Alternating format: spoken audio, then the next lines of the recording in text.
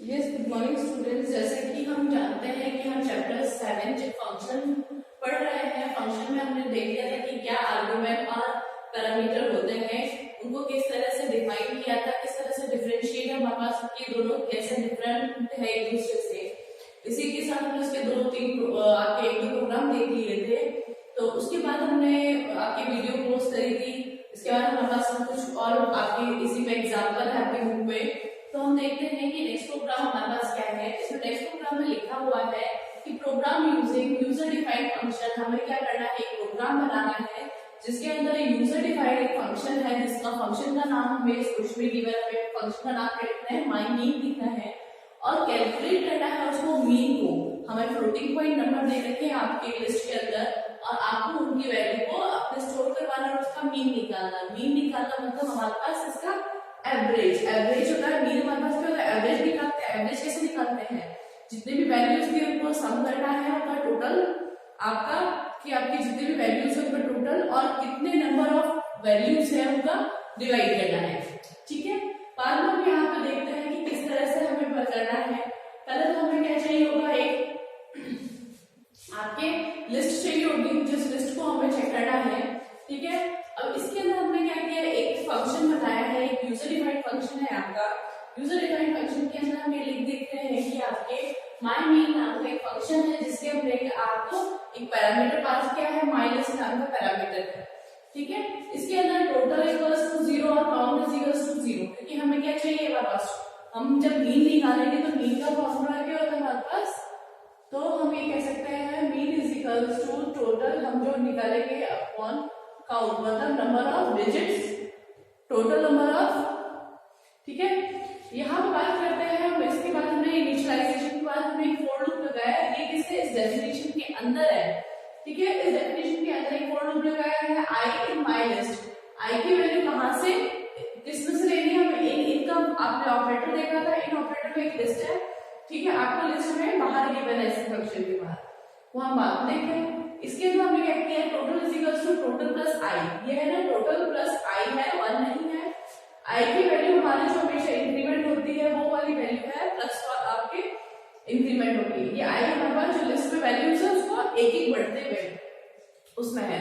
और ये काउंट के लिए हमने क्या किया है, क्योंकि हमें जितनी नंबर आपने आई में जितने नंबर आपके आए हैं उनको काउंट भी करना है हमें, क्योंकि डिवाइड में हमको तो काउंट में लेना है। और फिर हमने मीन का फॉर्मूला लगाया, टोटल बाय काउंट फॉर्मूला लगाया। इस फॉर्मूले को हमने क्या है, फॉर लूप के बाहर लगाया है। फॉर लूप में पहले वो काउंट कर लेगा, टोटल की वैल्यू जो आ जाएगी काउंट की वैल्यू को काउंट कर लेगा। फिर हमें फॉर्मूला लगाया और उसको वैल्यू को प्रिंट करवाना है। ठीक है, मीन को प्रिंट करवाएगा। अब हम ये तो हमारे पास इस फंक्शन की डेफिनेशन, ये हमारे पास फंक्शन की डेफिनेशन में है, और ये जब तक कॉल नहीं होगा तब तक हमारे पास सॉल्व नहीं होगा। हमने चेक किया कि हमारे पास एक लिस्ट गिवन है, हमें क्या है, यूजर एक लिस्ट पहले से बना रखी है 1.3 2.4 3.5 6.9। ठीक है, एक ये लिस्ट दे रखी है। इस लिस्ट को किसमें एज एन आर्गुमेंट पास किया है, माय मीन नाम का फंक्शन है। इसको किसमें पास किया, ये वाला आपको किसमें, इसमें पास हो गया। ये वाली पूरी लिस्ट आपके इसमें पास हो गई है। आपने ये कॉल किया, कॉल फंक्शन, ये क्या है, फंक्शन कॉलिंग है क्या,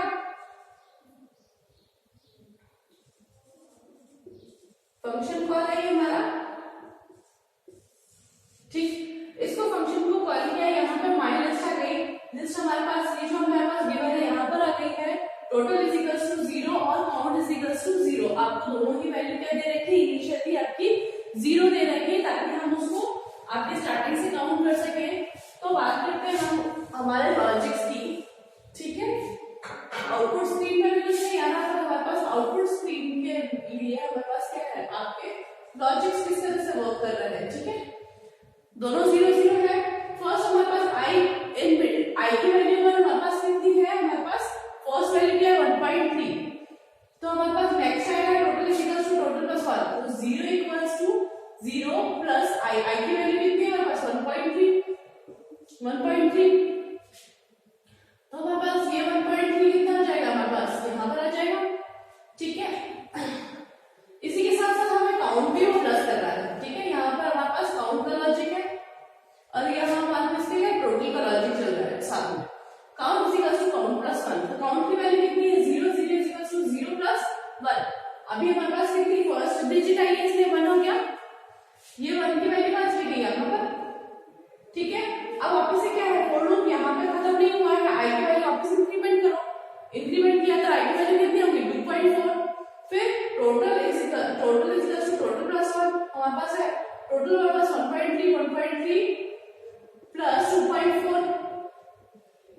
अब 2.4 को इनको प्लस करेंगे तो कितना जाएगा हमारे पास 2.7, इसकी वैल्यू आ जाएगी आपके इधर, तो 2.7 इक्वल्स टू, ठीक है, वैल्यू इधर आ जाएगी।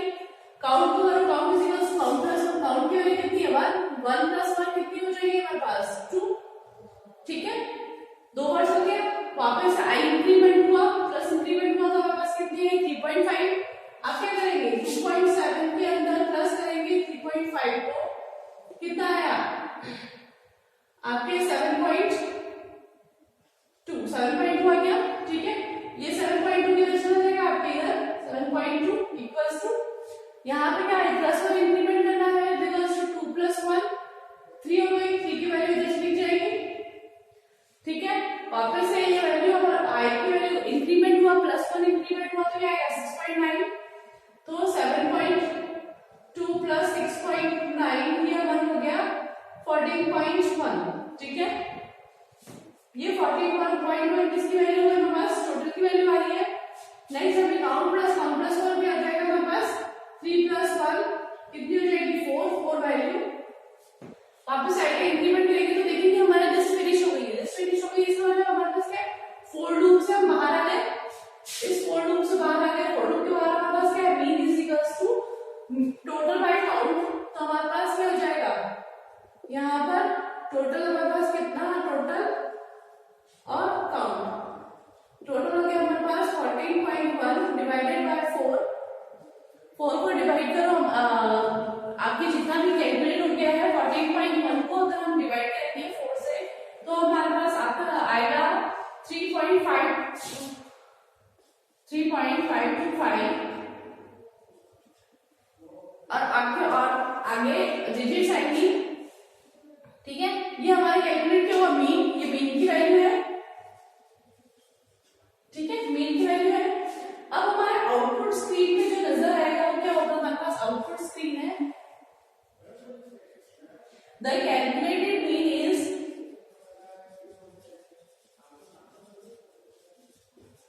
मीन इज अब हमारा कैलकुलेटेड मीन क्या है हमारे पास, ये मीन की वैल्यू ये है तो वो ये हमें क्या ये प्रिंट करके देगा 3.525 और जो भी आपकी डिजिट्स आई है वो प्रिंट करके देगा, हमारा प्रोग्राम टर्मिनेट हो जाएगा। इस तरह से हमारे प्रोग्राम्स है कि किस तरह से आपको कैलकुलेट करना है, फंक्शन की डिफाइन हमारे पास इंडेंट हमें ध्यान रखना है, ठीक है।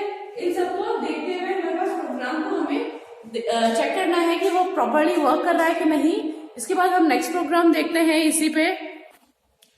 ये इस पर हमारा फंक्शन के आर्ग्यूमेंट्स और पैरामीटर पे बेस्ड एक और फंक्शन आपका प्रोग्राम है। इस प्रोग्राम को हमने बहुत बार देख लिया, ये फैक्टोरियल प्रोग्राम होता है। फैक्टोरियल का आपको पता है जिस नंबर का फैक्टोरियल निकालना है, मतलब अगर हमारे पास n है, हम कहते हैं हमें n का फैक्टोरियल निकालना होता है n-1 n-2 n-3 and so on, जितना भी आपको, ठीक है, जब तक आपके 0 से n-1 तक होता है, ठीक है। फिर हम स्टार्ट करते हैं कि हमारा फैक्टोरियल आपका फंक्शन किस तरह से वर्क कर रहा है, ठीक है। इसमें क्या है, आपको एक फंक्शन का नाम पहले से दे रखा है जो कि यूजर डिफाइंड फंक्शन है, और फैक्टोरियल हमें निकालना है जो नंबर हमने पास किया है इनपुट यूजर के थ्रू, ठीक है। बात करते हैं हमारे पास फंक्शन का डिफाइंड फंक्शन है, मतलब ये यूजर डिफाइंड फंक्शन है जिसका नाम हमने प्रोग्राम के पहले दे रखा है। इसका नाम ये रखा, इसके अंदर हमने क्या किया, एक पैरामीटर पास किया है, मतलब जो आर्गुमेंट हम देंगे वो पैरामीटर के अंदर आएगा। फिर हमने फैक्टोरियल की वैल्यू हमेशा 1 रखी है क्योंकि लास्ट हमारे पास 1 होता है। फॉर आई इन रेंज हमें पता है हमारे पास रेंज क्या होती है, हमारे पास ये हमारे क्या होती है आपकी स्टार्टिंग, ये हमारे पास स्टार्ट होता है, ये हमारे पास स्टॉप होता है और ये हमारे पास क्या है स्टेप। अब हमने यहाँ स्टेप इसलिए लिखा है क्योंकि हमें क्या है -1 इंक्रीमेंट करना है। अगर हमें +1 इंक्रीमेंट करना होता तो हम इस स्टेप को स्किप कर देते तो भी ये +1 इंक्रीमेंट होता है, क्योंकि ये हमारा क्या होता है बाय डिफॉल्ट +1 इंक्रीमेंट होता है। पर हमें यहाँ बाय डिफॉल्ट +1 नहीं चाहिए, -1 चाहिए, इसके लिए हमने क्या है स्टेप लिखा है रेंज में। अब बात करते हैं फैक्टोरियल। तो फैक्टोरियल का फॉर्मूला हमने लगाया fact is equal to fact multiply i की जो वैल्यू होगी यहाँ पे जो चेंज होगी उसको मल्टीप्लाई करना है फैक्ट की वैल्यू में, ठीक है। हमने यहाँ 0 नहीं लिया क्योंकि अगर 0 से कुछ भी मल्टीप्लाई करेंगे तो क्या हो जाएगा 0 आ जाएगा, हमारी वैल्यू क्या 0 आ जाएगी, इसलिए फैक्टर की वैल्यू हमने क्या ली है, पहले 1 ली है। प्रिंट करवाया हमने फैक्टोरियल की जो भी आपकी वैल्यू आएगी।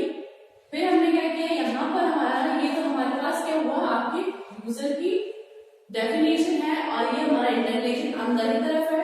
इसके बाद हम ये देखेंगे इस फंक्शन के बाद वहां पे क्या है हमारे पास, यहाँ से स्टार्ट हो रहा है num is equals to int input enter the number। तो आपके आउटपुट स्क्रीन पे जो पूछा जाएगा वो आपको लिखाएगा, आपके यहाँ पर है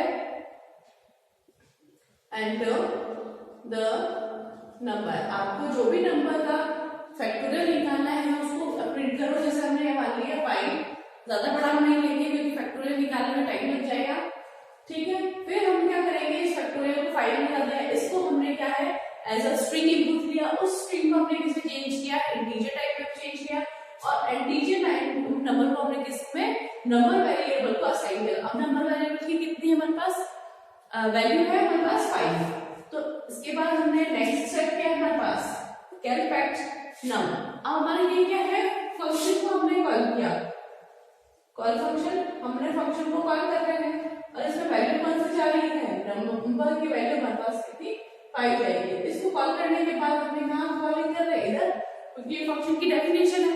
कॉलिंग फंक्शन को कॉल करने पे वो कॉल आता है जहां पर उस फंक्शन की डेफिनेशन होती है। इसकी डेफिनेशन यहाँ पर है, इसमें यहाँ पास नंबर की वैल्यू क्या है 5, ठीक है। अब बात करते हैं इसके कॉन्सेप्ट की कि किस तरह से आपको कॉन्सेप्ट वर्क करेगा, ठीक है।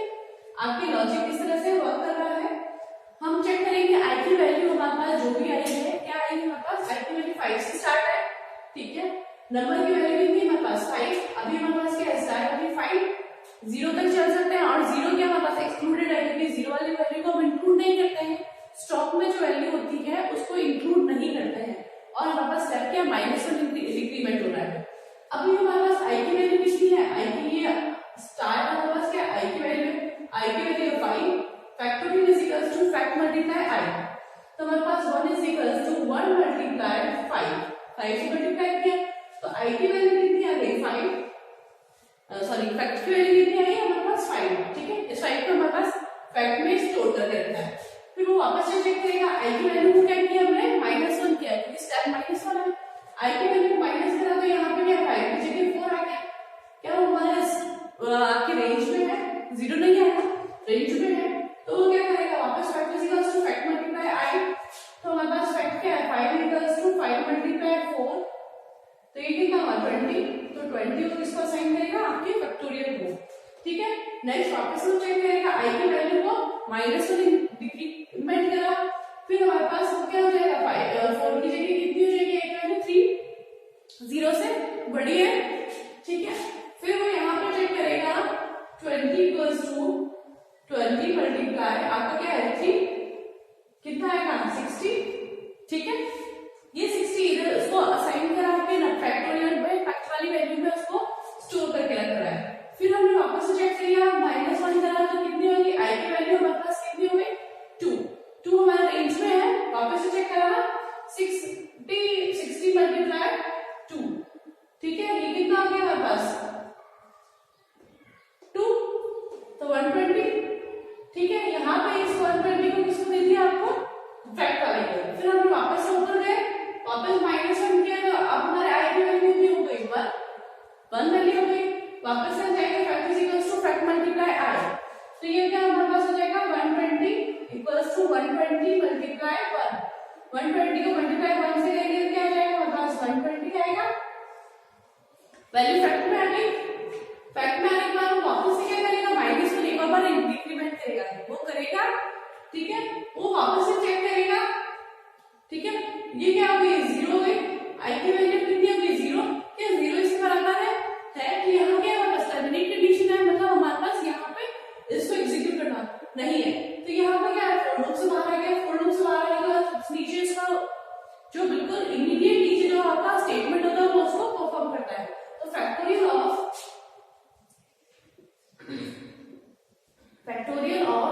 नंबर की वैल्यू है 5, फैक्टोरियल ऑफ 5 इज फैक्ट की वैल्यू कितनी आई हमारे पास, फैक्ट की वैल्यू हमने जो आपको कैलकुलेट करी है ये क्या है 120, ये कैलकुलेशन कंप्यूटर ने खुद ने अपनी मेमोरी में करा है, ये आपको पता होना चाहिए कि उसने किस तरह से वर्क करा है, ठीक है।